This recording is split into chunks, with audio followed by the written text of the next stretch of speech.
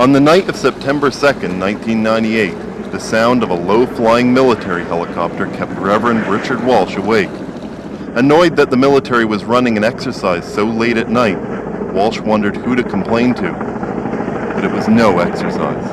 At 3 o'clock, I got a phone call from an American clergyman in Masstown, Nova Scotia, on his way back to the States, who said, "Just talk to your Archbishop.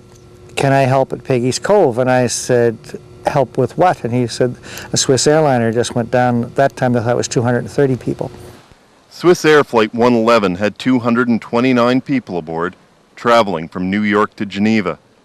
By about 10:30 that night, it had fallen from the sky and crashed into the waters off Peggys Cove, Nova Scotia. By the time of Walsh's 3 a.m. phone call, search and rescue efforts by the military, fishermen, and others were well underway.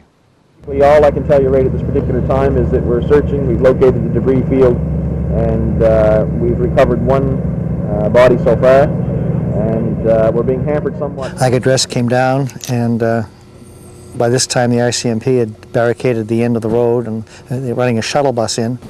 I remember the shuttle I came out on, there was a chap from the BBC, and he had a cell phone, and he was sort of fielding calls. And I remember him saying something, well, the last call I had said, "There's no survivors." And then it came from one of the command posts that they weren't finding anybody, just masses of debris.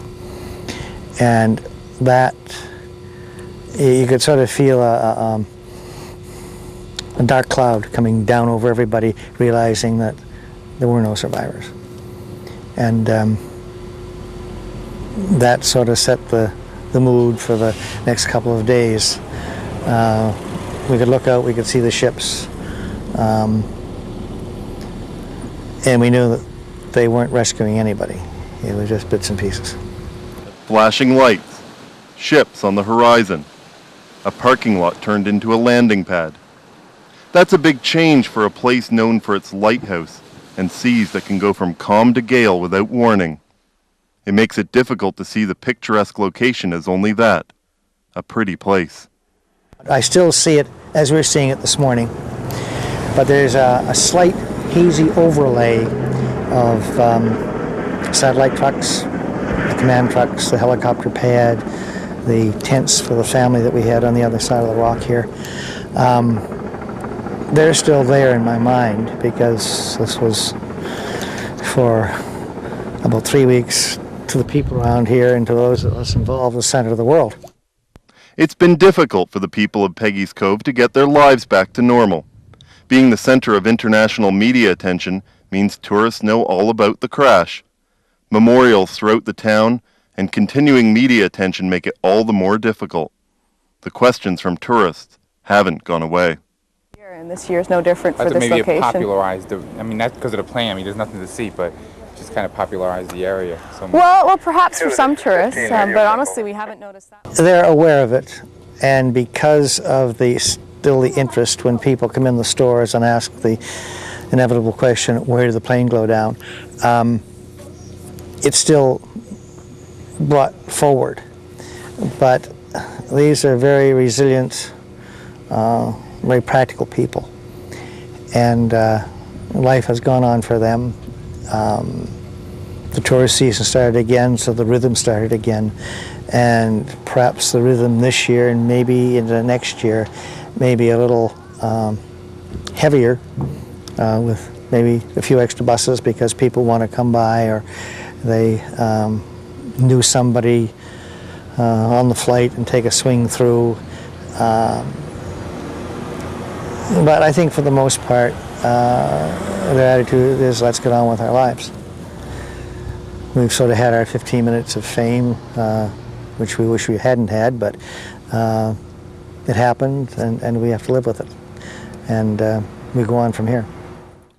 I hope that this is sort of the official end of it. Yes, there will be people coming back for as long as there are family members around, but I would hope we don't have a Memorial Weekend every September. I don't think it would be good for the people in the community, I really don't think it would be good for the families. We have a prayer in one of our burial services that says, you know, we don't want to trivialize what happened, but we don't want it to become an obsession with us either. That we must go on and live life because we have our lives to live. It's not just the tourists and families who remember. The residents of Peggys Cove have seen hundreds of disasters at sea and thousands of deaths. But nothing so recent, and nothing with so much attention as a plane crash. It's another in a series of disasters, but it's different in that it was an airplane. It was extremely violent, and there have been larger losses of life, the SS Atlantic, the Titanic, but for this particular part of the coast, I mean, the Atlantic went down that way more. Yes, it's quite horrendous. And the size of it, of the accident, and the suddenness of it,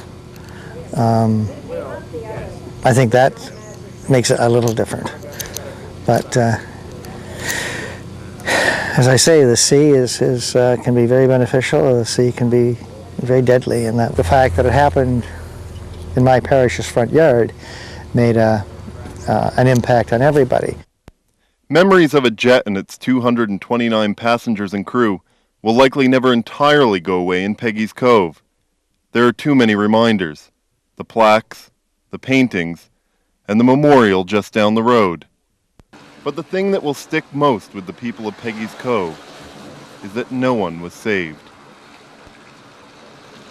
You always hope you're going to be able to save somebody. And you know, you see in movies and things where planes coming in, landing, sort of bouncing on the water and people getting out, etc. But from what we know, what we've been told by the safety people or the safety board, she didn't bounce, she came straight in. There was no chance.